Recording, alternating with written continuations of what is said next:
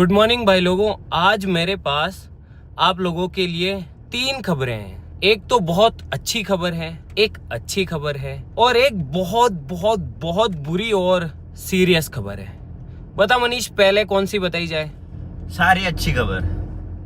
ठीक है, तो पहले अच्छी खबर से शुरू करते हैं। तो भाई लोगों, अच्छी खबर ये है कि जब से हमने मेन चैनल के ऊपर रेगुलर वीडियोस डालना शुरू किया है, पहले व्लॉग पे किया था तो 1 महीने में व्लॉग्स का जो एनालिटिक्स है वो हमने इस तरीके से बढ़ा दिया था, व्लॉग्स को हम अलग ही लेवल पे लेके चले गए थे। और अब जब से हमने मेन चैनल पे रेगुलर वीडियोस डालना शुरू किया है, भाई आप यकीन नहीं मानोगे, इतना खतरनाक रेस्पॉन्स है। सारी चीजें डबल हो गई है, वॉच टाइम डबल हो गया है, व्यूज डबल हो गए हैं, लाइक्स हद से ज्यादा बढ़ गए हैं, न जाने कितनी वीडियोस तो ट्रेंडिंग में जा रही है। और इतना तगड़ा रेस्पॉन्स है कि दोबारा से खुद YouTube ने एक ईमेल किया और तारीफ की कि वाह यार आप बहुत अच्छा कर रहे हो और ऐसे ही करते रहो। और भाई जब मैं एनालिटिक्स देखता हूँ ना अपने चैनल की अभी के, यकीन मानो एक अलग ही एनर्जी आती है, एक अलग से ही मतलब मन करता है काम करने का कि यार सारी चीजें जो है अप दिखा रही है, कोई भी डाउन नहीं दिखा रहा है, कोई भी रेड सिग्नल नहीं है, सारे ग्रीन और पॉजिटिव है। और वो पॉजिटिव भी इतने कमाल के हैं कि मैं आपको क्या ही बताऊं। और जबकि अभी तो गाइस हमने सिर्फ शुरू किया है, अभी तो मुश्किल से 15 दिन हुए हमें रेगुलर वीडियोस डालते हुए और अभी से ही इतना तगड़ा रेस्पॉन्स है कि भाई मजा ही आ गया। चलो एक काम करता हूँ, मैं तुम लोगों को कंप्यूटर की स्क्रीन पे ही लेके चलता हूँ और वहां पे आपको दिखाता हूँ रियल एनालिटिक्स कि अभी हमारा चैनल कितना कमाल का परफॉर्मेंस दे रहा है। मतलब टाइटेनियम आर्मी ने अभी किस तरीके से फाड़ के रखा है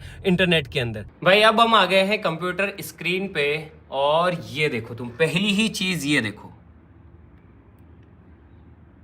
जो हमने कल वीडियो डाली थी भाई वो नंबर 1 पे चल रही है। ये देखो, YouTube खुद कह रहा है nice, more subscribers are choosing to watch this video, helping to increase its reach. यानी कि इतना तगड़ा रेस्पॉन्स है। और ये देखो, मैं आपको इसकी एनालिटिक्स दिखाता हूं।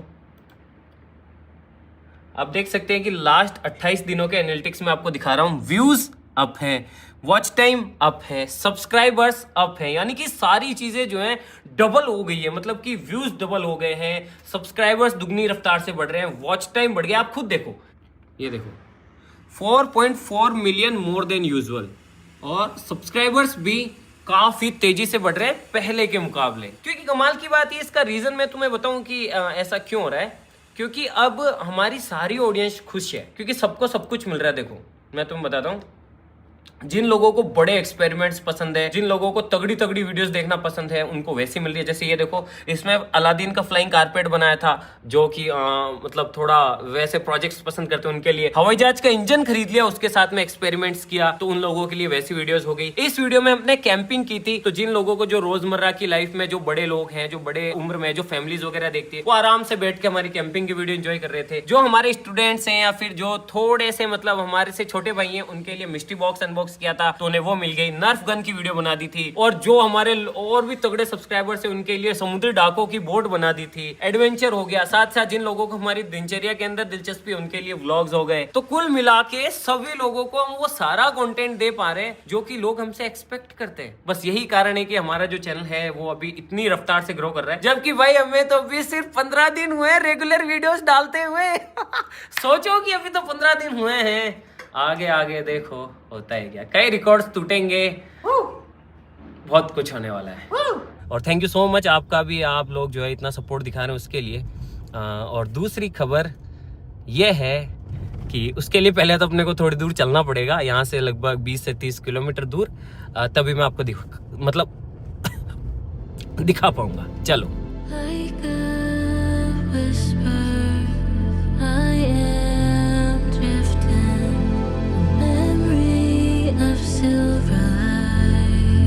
भाई लोगों, दूसरी खुशखबरी ये है कि फाइनली हम यहाँ पे कुछ करने वाले हैं। अब क्या करने वाले हैं ये तो मुझे भी नहीं पता और इसको भी नहीं पता, लेकिन हाँ, इसने आर्किटेक्ट्स को फ़ोन कर दिया है, वो कुछ ही देर में आने वाले हैं। जब वो आ जाएंगे उसके बाद में यहाँ पे एक नक्शा बनाएंगे कि हम कहाँ पे क्या चीज़ें होनी चाहिए, कैसे होनी चाहिए, तो बस उसी का वेट कर रहे हैं। तो ये खुशखबरी है दूसरी वाली। भाई आर्किटेक्ट्स भी आ गए हैं और ये जो है यहाँ की जगह का पूरा साइट विजिट कर रहे हैं। और देख रहे हैं कि कहाँ पे क्या किया जा सकता है। इस बार नक्शा बनवाएंगे तो ये इस पूरी जगह को देख रहे हैं और मनी समझ रहा है सब कुछ। मेरे तो कुछ समझ नहीं आता ये सारी चीज़ें। भाई आर्किटेक्ट्स को साइट विजिट करा दिया है, अब वो कुछ ही दिनों के अंदर नक्शा बना के दे देंगे, तो वो नक्शा आप लोगों के साथ में भी शेयर करेंगे और आपको भी बताएंगे कि हम क्या चल रहा है हम लोगों के दिमाग के अंदर, यहाँ पे क्या करना है।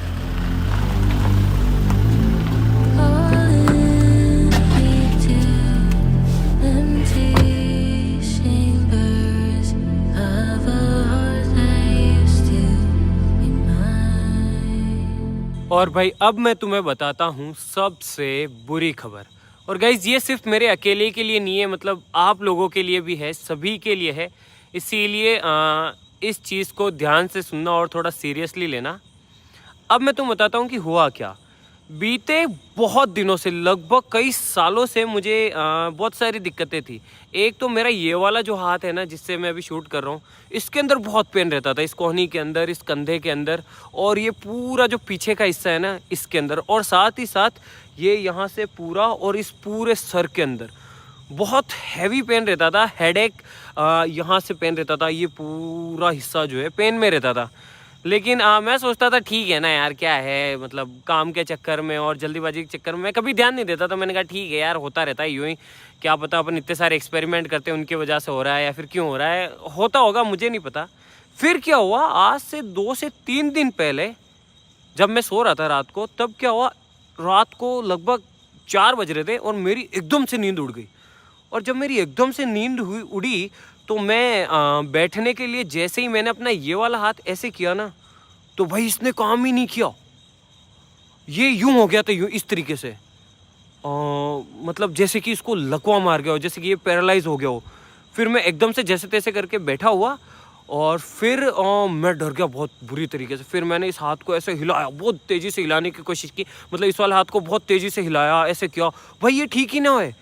मतलब मैं दूसरे हाथ से इसको ऐसे पकड़ के हिला रहा हूँ, लेकिन ये काम ही नहीं कर रही है। सारी उंगलियाँ, ये अंगूठा, ये बस ऐसे ही लटक गया था। फिर 2 से 3 मिनट तक भाई मैं पसीने पसीने हो गया। और फिर मैंने हिलाया, मतलब उस पर बिस्तर पे मारा, यूं यूं किया, तब जाके धीरे धीरे धीरे धीरे फिर से इसने काम करना शुरू किया। लेकिन तब भी मैंने इतना दिमाग में जोर नहीं डाला। मैंने कहा यार क्या पता रात को गलत पोस्चर के अंदर मैं सो गया हूँगा, इस वजह से कोई नस दब गई होगी और उस वजह से मे भी ये सुन्न हो गया होगा, और अब तो ठीक है ना यार, क्या दिक्कत है।